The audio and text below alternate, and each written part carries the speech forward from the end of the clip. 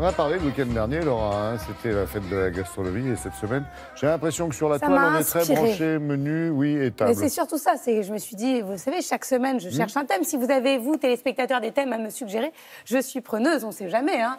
Des thèmes insolites, percutants. Bon, mais là, je me suis intéressée à la gastronomie et à tout ce qui se passait sur la toile. En matière de gastronomie, je vous emmène tout de suite avec moi faire un petit tour du web. Bon appétit.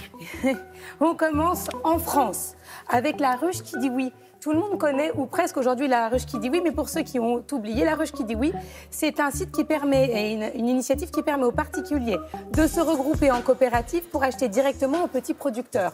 Et depuis le 18 septembre, ils ont fait un appel à un mouvement citoyen pour qu'enfin, que ce soit les gourmands, omnivores, cordon bleu, les végétariens, les épicuriens, se fassent entendre. En 2018, c'est décidé, le super-héros a un rond de serviette et change le monde 3 fois par jour avec sa fourchette.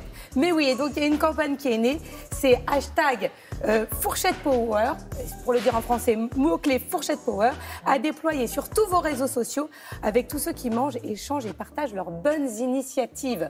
Lorsque vous mangez et vous faites les choses bien de manière circulaire, faites-le savoir sur les réseaux sociaux. Fourchette Power, on y croit. Direction maintenant la Silicon Valley, où la start-up New Age Meat, écoutez bien ça, vient de réaliser une innovation étonnante. Produire du porc de laboratoire est désormais possible. Son fondateur explique qu'on est parti de vraies cellules de muscles de porc et on les a fait se reproduire dans une éprouvette. Sans tuer l'animal. À la fin, ça donne de la vraie chair à saucisse, mais sans avoir tué le moindre animal. C'est ce qu'on appelle de la viande propre, puisqu'il n'y a aucune cruauté animale et aucun impact, et l'impact est minime sur l'environnement. On avait déjà réussi avec le poulet et le bœuf, et maintenant, voilà, ça marche avec le porc. Est-ce que ça séduira les véganes? Je ne sais pas. On revient en France. Je vous emmène à Dijon. À Dijon, c'est tenu pour la deuxième année consécutive. La moutarde. Non, eh bien justement, il faut changer un peu cette image. C'est le Food Use Tech, le salon de référence en matière d'innovation et de technologie. Parmi les startups présentes, il y avait WeFarmUp, dont on avait parlé ici à Télématin, qui est une startup absolument géniale, qui permet de louer entre agriculteurs du matériel et donc d'éviter des grosses dépenses et de leur permettre de vivre mieux.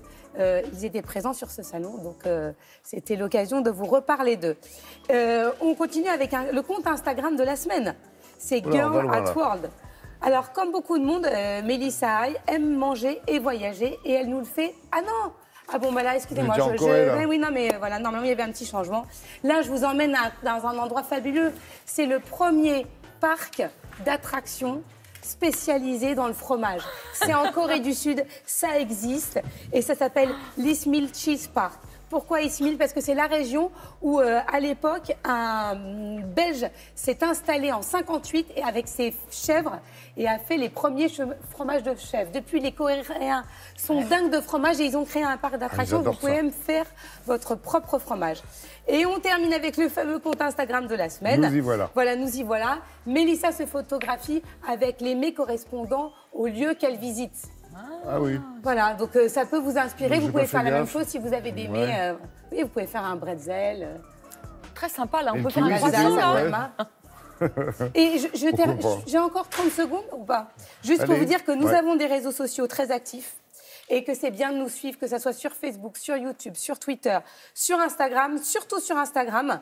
Il y a le Télématin officiel, on a tous nos comptes. Et ce matin, si vous voulez voir Olivia de Lamberterie et Alex Jaffray faire un playback sur Logical Song, c'est possible sur les réseaux sociaux. Logical Song, vous l'aviez chanté, bravo. Ils l'ont playbacké. C'est bien, ça aussi, je vous remercie, ils sont contents.